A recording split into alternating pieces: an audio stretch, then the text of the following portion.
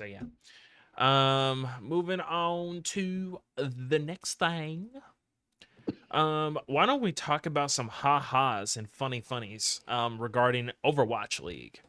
So, 2 months after killing the Overwatch League, Blizzard teams up with Saudi Arabia's esports org for a new era of Overwatch esports. Um, as promised, Blizzard has unveiled the next chapter of professional Overwatch esports, the Overwatch Champions Series, a multi-region competitive circuit that will culminate in two major tournaments at DreamHack. Overwatch Champions Series will be operated in NA, Europe, the Middle East, and North Africa by an esports company owned by Saudi Arabia's Savvy Games Group, which in recent years has moved aggressively and sometimes controversially to become the major player on the global video game scene. Competitions in Asia will be run by Korean organizer WDG. Each region will have its own set of open qualifiers and tournaments, and leading up to two-person in-person international events. The first at the DreamHack Dallas Major, which runs from May 31st to June 2nd. Then the World's Finals at DreamHack Stockholm on November 22nd through the 24th. A thriving esports scene is important to a game as competitive as Overwatch 2, and we're very excited to be entering this new era for the franchise with EFG. Overwatch 2 executive producer Jared Noose says. How do you feel about that, Carter? I mean, it doesn't fix the game, which is still bad. True. It's still a bad game.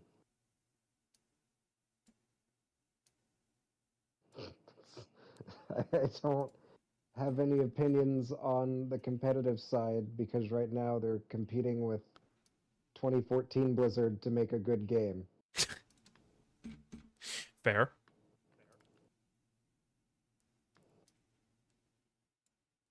Yeah, no, I don't. I just found it funny that they're trying so desperately to revive it that that they went to Saudi Arabia Right? to find a sponsor. They didn't even wait a fucking year, and then they were like, "Yeah, let's grab that money." Fuck it, dude. Never been a controversial thing for anyone in the past. Nope. When in doubt, ask the Middle East for money. It's fantastic. Which, coming off the heels of some other shit that happened over there this week, is kind of surprising they had the balls to do all at the same time, to be honest. Fair enough. It's definitely interesting. Outside of the initial like just funny part of it, I honestly don't really have too much to give an opinion on. More specifically because I don't give a shit about Overwatch. I never really have for the series. Um, just sucks that it got cut out by like the main publisher of the game franchise, and they just said, someone else can fund it. We don't care."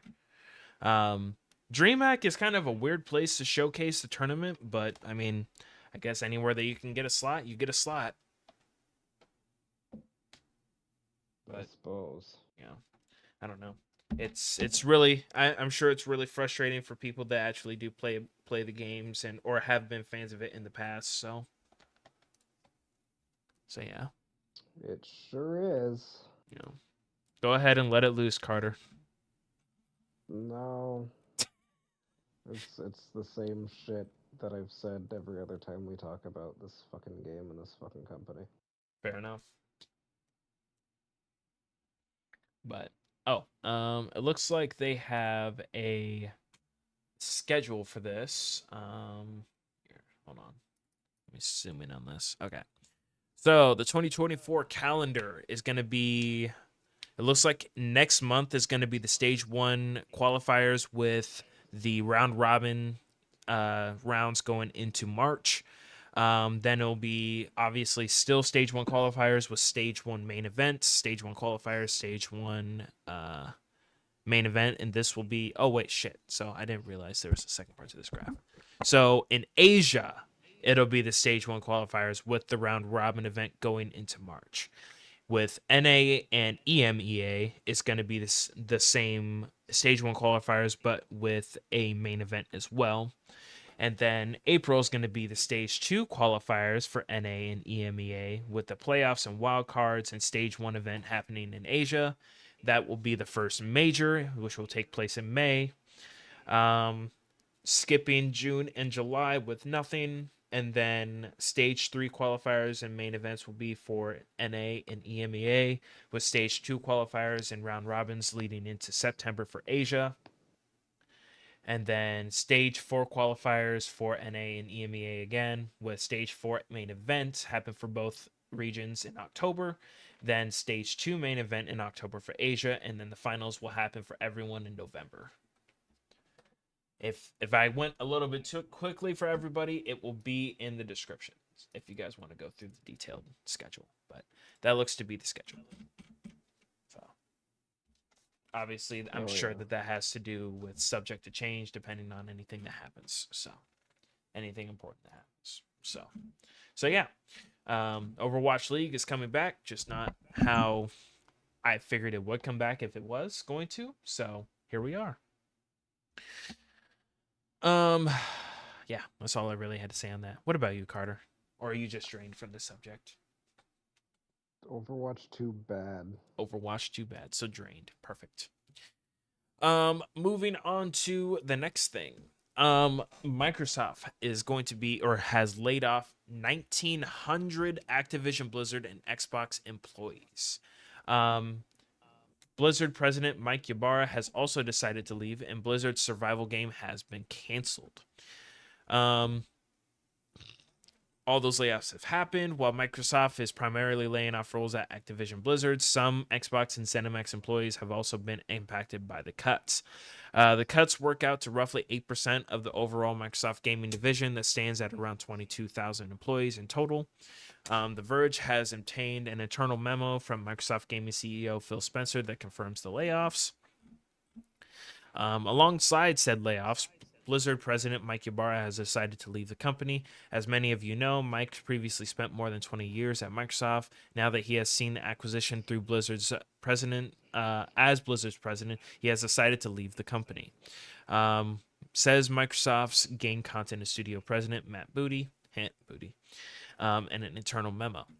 Microsoft plans to name a new Blizzard president next week, Alan Adam.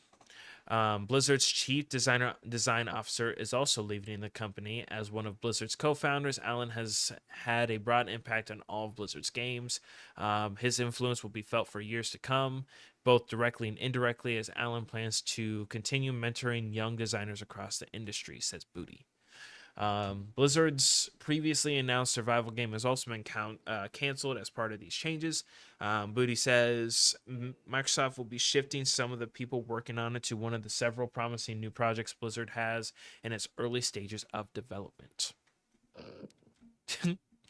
um, the layoffs come the same month Riot Games, Google, Discord, Twitch, Unity, eBay, and others announced cuts. Microsoft completed its $68 billion acquisition of Activision Blizzard last October, following 20 months of battles with regulators in the UK and US. Former Activision Blizzard CEO Bobak Kotick has stepped down at the end of December, with Microsoft not appointing a direct replacement. Instead, a suite of Activision Blizzard executives now report up to Matt Booty. Today's layoffs come just a few months after some big Xbox leadership changes saw Sarah Bond promoted to Xbox president, leading all Xbox platform and hardware work. Booty was also promoted to president of game content and studios, which includes overseeing Bethesda, ZeniMax Studios, and Activision Blizzard. Microsoft last announced big layoffs a year ago, affecting 10,000 employees. The software maker is due to report its fiscal year Q2 2024 earnings next week, which for the first time will include results from the impact of the Activision Blizzard acquisition. Um, so let's see here. So what happens next? Those who are impacted are being informed in meetings starting today. Given the challenging day ahead, anyone who is set up to work from home or will prefer to can work remotely today due to time zones and local holidays. Some impacted employees in APAC and EMEA will be informed later this evening and into early next week. After the notifications Our complete leaders will bring their teams together. Please be mindful of this process in your conversations and outreach during these next few days. So, Carter, are you surprised by these layoffs? No, it just really feels like one more giant fuck you on their way out the door. Why do you say that? Um, oh, I don't know. Like everyone was stoked, and they were like, "Hey, Bobby Kotick's out." It was the beginning of the end of a fucking nightmare company for us, and a lot of those people are now the ones that are getting pulled into those meetings to lose their job True. for something that was way out of their control. That's fair. Um, the layoffs, like more specifically concerning like all the other uh like gaming industry related like companies, it's kind of weird because from what I understand, 2023 was one of the biggest years for gaming in general just because of how much revenue it brought in. So it's kind of weird that they're Correct. laying off so many people when it's just like, but everyone overall did really well. Why are you firing so many people? I don't understand. It's kind of weird. Kind of odd if you Like I ask said, me. I'm not on that side of things, so I don't know how it'll work. Maybe in time it'll be for the best, but Yeah. till we get there, I don't really have a reason to believe that. Yeah, I agree. It's just that reason or like the reasoning that you would typically see for laying off in the gaming industry isn't really there, so must be something there. Either that or we may see some lawsuits coming in here soon. No, probably not. I'm sure they're all getting a decent severance package. Maybe. But yeah, so that's unfortunate. Let's see here. So for the one some of the people that we or some of the other companies that we heard and related to layoffs, eBay will be laying off roughly 1,000 employees, so 9% of the company, and then Riot Games is going to be cutting more than 500 jobs.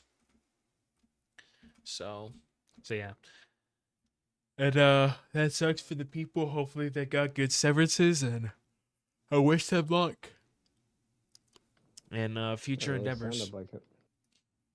That was just oddly placed. I'm not trying to be condescending. Mm-hmm. Shut up, Carter. Anyways, but yeah, wish them luck. Moving on to the next bit of news. Actually, why don't we talk about this in related news first? So, Microsoft has become the second ever $3 trillion company, and this is after laying off 1,900 employees. Oh boy. Microsoft has become the second company to release or to achieve this market valuation, closing at the market cap for the first time today, just after it laid off 1,900 employees from its gaming divisions. It first crossed the 3 trillion mark yesterday, which, according to this website, would have been the 24th. But dipped back below before close of markets before climbing again and closing at 3.01 trillion today, which would be the 25th, or $440 or $404 per share. It's the second company ever to reach this milestone after Apple, which achieved it in December of last year and has since been vying with Microsoft for the moniker of most valuable company on Wall Street. As The Verge notes, much of the hype around Microsoft stock has come from indecent dedication to AI announcements, with numerous new product announcements bolstering the stock significantly from week to week. This triumph of stock occurs on the same day that Microsoft laid off 1,900 workers from its gaming division, which we already talked about. In some ways, a massive ripple effect from the company's $69 billion acquisition of Blizzard closing last year. Many of the impacted workers came from the Activision Blizzard divisions, including a number from the now canceled survival game. Gaming head Phil Spencer described the layoffs as part of a strategy and an execution plan with a sustainable cost structure that will support the whole of our growing business. Um, Blizzard Entertainment president Mike Ybarra was also announced that he would be departing the company. Almost exactly 1 year ago, Microsoft laid off 10,000 employees across all divisions, including a number from its gaming divisions, in its most recent earnings released in October of last year, covering the quarter ending September of last year. Microsoft reported $56 billion in revenue, up 13% year over year, and Xbox content and services revenue up 13% year over year. The company is expected to release its full year earnings for 2023 next week.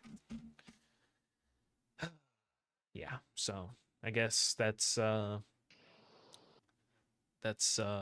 bitter pill to swallow for the employees. Hey, we helped you, achieve this insane fucking milestone. Yeah, you're getting fired. Oh, okay. It's Yep. that's a bit of a fuck you to say the least. It's pretty bad. Yeah. I don't really know what to say past that. That's just like a shitty pill to swallow. That's not even a bitter pill. Hey, we hoped your company Yep. hit a new level where like you're number 2 in out of top 3 in terms of like revenue in on Wall Street. Um Here's your former letter of layoffage. Here's a small severance. Go fuck yourself. Leave. Go away. I don't. It's pretty rad. Yeah. Companies are cool. Yep. Number one comment on this is, let's see here. Not surprised. I worked for Microsoft as a contractor back in 2021. I had an 18-month contract with them, and then 5 months into it, they pulled the thousands of contractors into several teams meetings, announcing they will be terminating our contracts early. All we were told is it was an executive management decision. Needless to say, I scrambled for work, and annoyingly, after applying to about 50 plus jobs, I was told they decided to keep on a couple hundred contractors spread across teams and departments, and I was one of the lucky ones. I didn't care. Not only was I concerned that they would just terminate my contract again when I was no longer needed, but the work was a freaking nightmare with no directive from management. Hoping for the best to all those 1,900 employees that were suddenly terminated. That's crazy. Yeah, it's not great. Yeah. But I mean, how they handled this guy's specific like contract service or whatever, I'm not really surprised. Fortune 500 companies tend to be that kind of shitty. They got to Fortune 500 for a reason. So, so yeah, Yeah. that's that's just really saddening to hear, and just makes me not want to be part of that type of that line of work. Yeah. So, but yeah, unfortunate news for the employees, and a big fuck you to Microsoft. So yeah, that's all I got to say on that one. Um, Yeah. Moving on to a bit of PlayStation news. So I guess I should say PlayStation slash PC. Um, Forbidden or Horizon Forbidden West Complete Edition will be coming to PC on the 21st of March. PC features and pre-purchase details have been revealed. Today, we are excited to announce that the PC version of Horizon Forbidden West is now available for pre-purchase with bonus content, including Black Tide outfit and Black Tide bow, Nora Legacy outfit with Nora spear, 2 special outfits, 2 special weapons, in-game resources pack including ammunition, potions, and travel packs, in-game Apex Claw Strider machine strike piece. I don't know what the fuck that means, and exclusive photo mode, pose, and face paint. Um, let's see here. Forbidden West Complete Edition on PC features unlocked frame rates, customizable graphics settings, so basic shit for PC, and a broad range of performance enhancing techs, including DLSS 3 upscaling and frame generation. AMD FSR and Intel XeSS are also supported.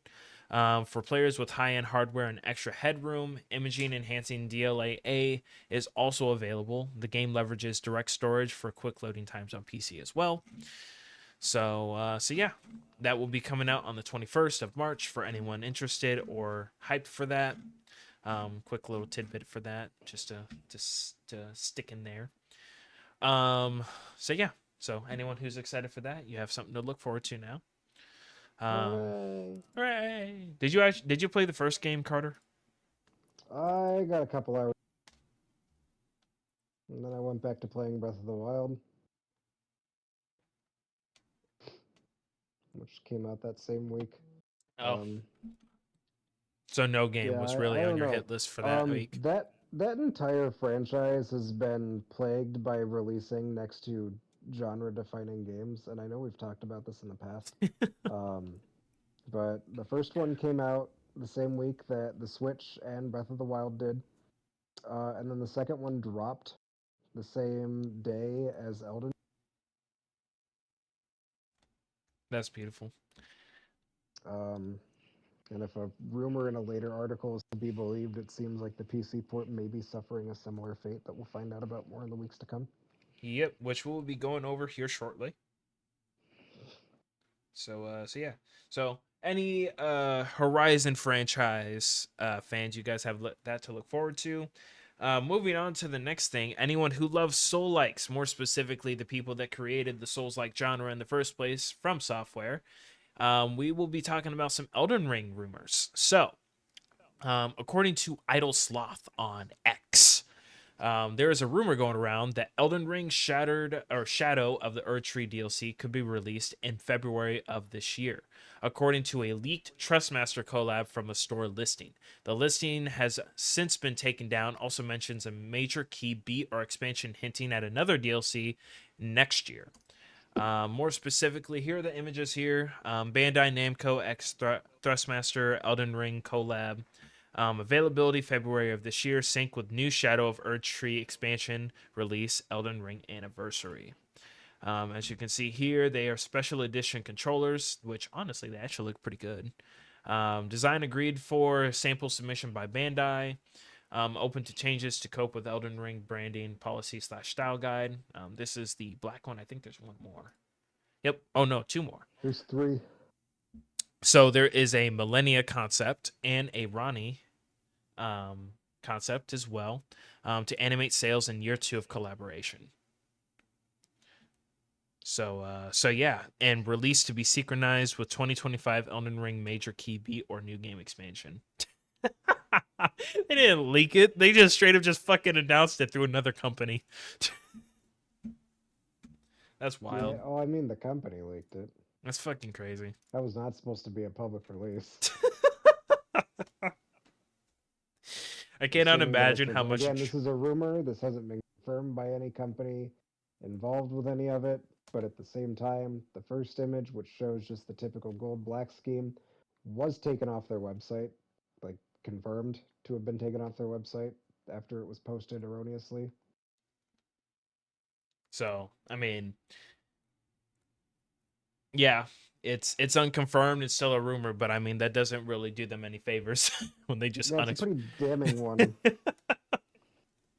so yeah, looks like we may very well have some Elden Ring DLC coming out, hopefully this coming month. So that'll be pretty cool. Also, this controller, on another note, looks pretty fucking cool. I'm not gonna lie. Oh, they're fucking gorgeous. I would absolutely buy all three of them. I am such a fucking whore for this game. Yeah, I'm not. I haven't even I'm beaten the game yet, and playing I it still love right them. now, if I'm being honest. I will be curious to know how much these controllers will be, because I'd be interested to grab them one. Yeah, I'm not familiar with that website. That's the first, or the brand that was the first Yeah, instance that I had heard of them. yeah, I'm not either. But I mean, like I said, the designs look pretty cool, so I may have to pick up one. We'll see. Yeah, But yeah, so always use another wired one for my PC anyhow. yeah, I use my Elite Series controller with a USB Yeah, I do too, connection. but like I also have a proper Xbox, so like I don't know, swapping them around. You know what True, I mean? fair enough. Nothing wrong with that. So yeah, Elden Ring stands. There you go.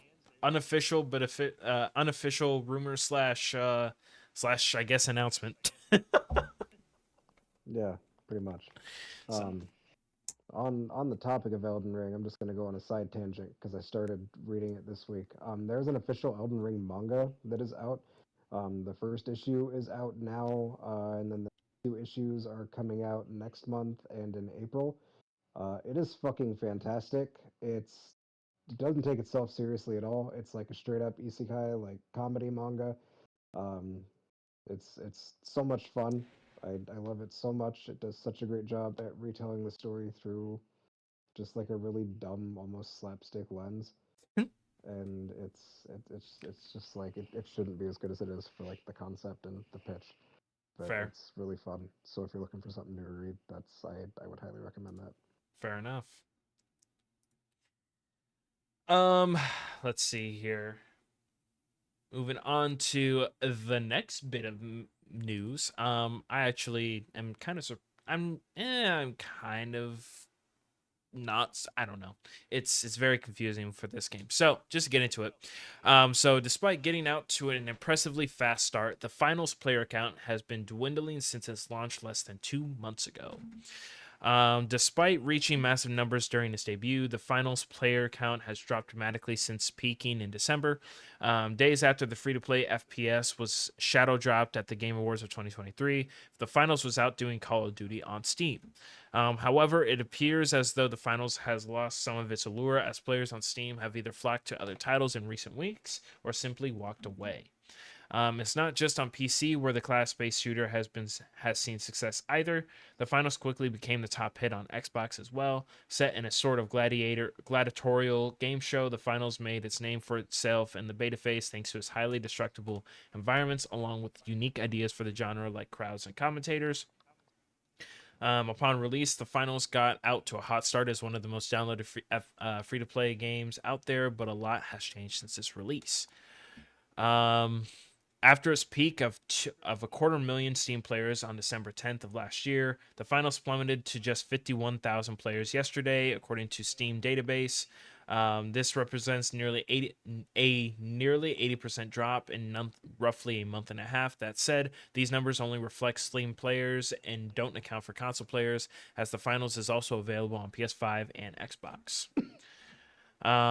What this dip means for the future of the finals remains to be seen. The developers have continued to support the game with updates and look to add more content in the future.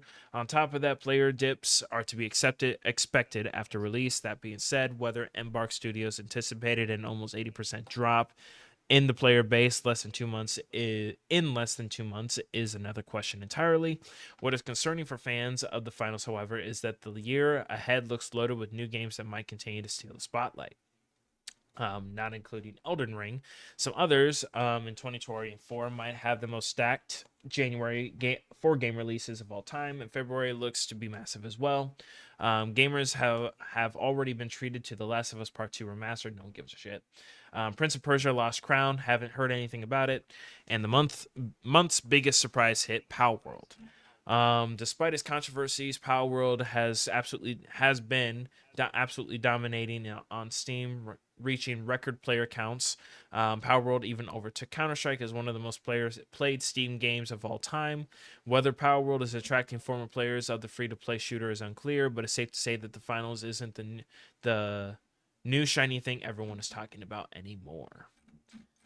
So I don't know about you, Carter, but I did play this a little bit with Benji like a couple weeks ago, and it's fun. Um, but the I don't know, the class, it could just be because I was just trash at the game, but I don't know, the classes don't seem very balanced. Um, but other than that, I mean, the game is high or like really fast paced, action packed. The way that you can go about accomplishing objectives by just simply just demolishing the building it's in is pretty interesting. The three classes, even though like I said they may be unbalanced, they definitely like diversify enough to make it clear that there are advantages or disadvantages. The gadgets that you can use are pretty interesting. Um, yeah, it's just I can understand why the game had such an a interest in the gaming industry, but as for why the population is dwindling, honestly, I don't know. It could just be that people are getting tired of the repetitiveness of the game modes, I guess. Um, but I'm honestly not for sure. It's definitely something more. Not I want to say niche, but it definitely puts itself apart from other FPSs in the genre. So I don't know. Hopefully the player count doesn't drop too much farther. But yeah, Yeah, I played it a little bit when it first came out, and it's a game that's very hampered if you don't go in with a full squad of people. that too. It's kind of like Apex in that if you're going in with randoms, you should just expect to lose. Yeah, I can agree with that. There's a lot of coordination, especially with how the game modes aren't. There's nothing that's kill based. It's all objective based. Yeah. So so yeah. Um, hopefully, I mean, they can't really correct that in the sense that on how to formulate like random people squads or whatever, randomly generated squads, but I don't know. It's definitely something that will hamper the player count a little bit when you feel like you can't win unless you have a full squad or at least a duo. Kind of Yeah. sucks. So yeah. Um, hopefully their player count either recovers or stays around that same spot because 50K players isn't nothing to scoff at. So No, it's good for mhm. what it was, but yeah, no, they gotta do something to bring interest back because on its own, yeah, it was just kind of a meat and potatoes battle royale game for me. Fair enough. Feels weird that we're at that point, that just cookie cutter shit at this point, but Hmm. People are not really settling for the same generic FPSs with the same game modes over and over anymore. Even Apex has been no, having to diversify how they go about their battle royale system. So, yeah, gotta have $100 crate that I can flex on people with when I get killed by them. yep, basically. I forgot about that. Yeah, All right. pretty rad. Um, moving on to the last article of the night that Carter wanted to save for last because we wanted to get a good laugh out of everyone. There were some downers. We wanted to leave you guys with an upper. Carter, why don't you go It ahead and just so tell us about happened it? that yeah. So for those of you who don't know, I know we've talked about it a few times. There is a new Dragon Ball Fighter game coming out that harkens back to the whole Budokai Tenkaichi gameplay from back in the early 2000s. Um, Looks really fun. Looks like more of that basically. The official title is Dragon Ball Sparking Zero, and they have unveiled the first 24 characters that are going to be in this massive, massive roster of people. Like, I want to take a pause really quick. Like, everyone can see my screen. Like, anyone that's actually watching and like viewing the podcast right now, I want you to look at how many tiles there are for this. Yeah, like That's legitimately, insane. it's approaching Smash Ultimate territory Like, in terms of the number of fighters. that is insane how many. Yeah. So just kind of getting into this before I get into the roster. Like, if you're a big fan of Dragon Ball, much like any other fighting game out of the Dragon Ball franchise, um, you are going to be appreciated, you are going to be loved, you are going to be seen. There is plenty of fan service for you, regardless of the arc that you're involved in. Um, we'll see where it goes from like a competitive standpoint compared to like fighters or anything like that. But for the time being, you know, it's a good old nostalgia trip, if nothing else. In a year of already great fighting games, but I'm milking it partly because I'm going to be doing this while I'm fighting a boss in Elden Ring. So hang on, bear with me. Hang on, this is bad timing. Please hold. He's Okay, about to die. hang on. I am pogging. I am pogging. Also, for those of you who watch my stream, I am currently grinding so that way I can get some fucking levels to fight Melania at an appropriate disadvantage level instead of just the fucking 25 level difference that I was making myself deal with over the last 2 weeks. Okay, there it goes. Yes, enough with the preamble, enough with the hype. Ladies and gentlemen, I'm going to read off to you the first 24 characters unveiled for this amazing Dragon Ball fighting roster. Goku from the beginning of Dragon Ball Z. Goku from the middle of Dragon Ball Z. Super Saiyan Goku from the middle of Dragon Ball Z. Goku from the end of Dragon Ball Z. Super Saiyan Goku from the end of Dragon Ball Z. Super Saiyan 2 Goku from the end of Dragon Ball Z. Super Saiyan 3 Goku from the end of Dragon Ball Z. Super Goku. Super Saiyan Goku from the middle of Dragon Ball Z again. Goku Super Saiyan God Goku. Goku Super Saiyan God Super Saiyan. Vegeta Z with his scouter. Great Ape Vegeta. Early Dragon Ball Z Vegeta. Early Super Saiyan Vegeta from Dragon Ball Z. Super Vegeta. Vegeta from the end of Dragon Ball Z. Super Saiyan Vegeta from the end of Dragon Ball Z. Super Saiyan 2 Vegeta from the end of Dragon Ball Z. Majin Vegeta. Super Vegeta. Super Saiyan Super Vegeta. Super Saiyan God Vegeta. Super Saiyan God Super Saiyan Vegeta. Ladies and gentlemen, those are the first 24 characters to be revealed from the Dragon Ball Sparking Zero roster. And I just want to clarify too, there are still two other fucking forms for Vegeta and Goku right now that are more than likely going to take up more slots in this game.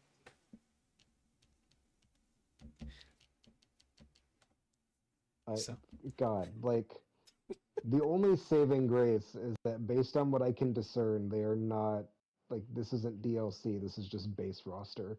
oh, Like, imagine we are truly at mid 2000s fighting game territory. they had to keep it authentic, dude. That's God damn, just it's so good. that's just great.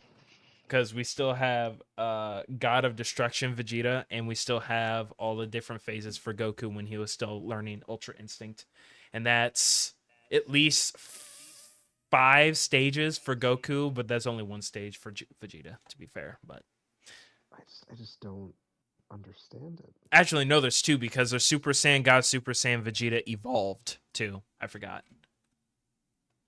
There's that form as well, so it'll be great. It's okay. As long as the game is fun, I don't give a shit. They can have as many different variations as they want, I guess. So, so yeah, first 24 characters, all Vegeta and Goku. There you go. So, all you Vegeta and Goku stands, there you go. Perfect. And to clarify, despite me reading off all of those characters and despite you seeing the grid on there, um, that final roster count is going to be 164 characters. So, despite me reading off fucking 2 dozen versions of Goku and Vegeta are in this game, your favorite from the show or the manga is most likely going to be in here. True. And in different stages in case you want to gauge your power No quick shit. accordingly. Oh shit, that's great. That is great. So, so yeah. Other than that, I'm definitely looking forward to this game. I definitely expect the servers to crash day one. Um, I fully expect the population on Steam alone to at least hit 500,000. Yeah, I think this will be a nostalgia trip for a lot of people. I've been looking forward to this since they were going to try to dabble back into that kind of Budokai mindset a few years ago. Yes, sir. Yes, sir. I wasn't as good at fighters as I don't know. I'm a more casual, really good at Dragon Ball fighters, but That's fair. Fighters was I definitely the enjoy only me some fighting game. Tenkaichi. That was the only fighting game that I've played a pretty decent amount over the last recent few years. So I get what you're coming from. But But I don't know. I'd like to do that. Tekken 8 looks like a ton of fun. I'd like to get into that, yeah, but Julio was saying that he was going to be picking it up on Wednesday, so I may as well. yeah, it also seems like super like beginner friendly. From what I've seen, there was a video someone posted of them on Twitter where it'll do like the instant replays at the end of the rounds, which is fine. But like if you had an opportunity where you could have punished them or like countered or prevented your death from happening, it'll like freeze frame it and specifically call out what you could have done with that character's kit to like stop you from eating shit. Oh, that's badass. So it's like always teaching you how to do shit, and I fucking love that. That's pretty nice, actually. That's For a a pretty game cool like looking tool. Tekken where every character has 75 goddamn combos to keep track of, Jesus. like knowing which ones to prioritize are massive. I don't know. I've always been a big Tekken fan. There you go. Sounds like a perfect game for you then. Yeah. Endless learning. It's It's been a great. while. I sweated pretty hard in Tag Tournament 1 as a kid. True. I don't remember which version it was, but there was a Tekken game on Game Boy Advance that I played a shit ton too. Oh, yeah, Tekken 6. Or no, not Tekken 6, but yeah, Tekken GBA. I had it as well. It was a pretty good time. It was basically just a bit crushed version of the original, but yeah, no, it was rad. I definitely enjoyed it. So Fighting games are cool. yeah, just don't play him with Kane because he either mauled or just not take it easy on you, or both. I don't know. I fucking stomped him pretty good in Soul Calibur. I- Did he start baby raging? No, I'm surprised.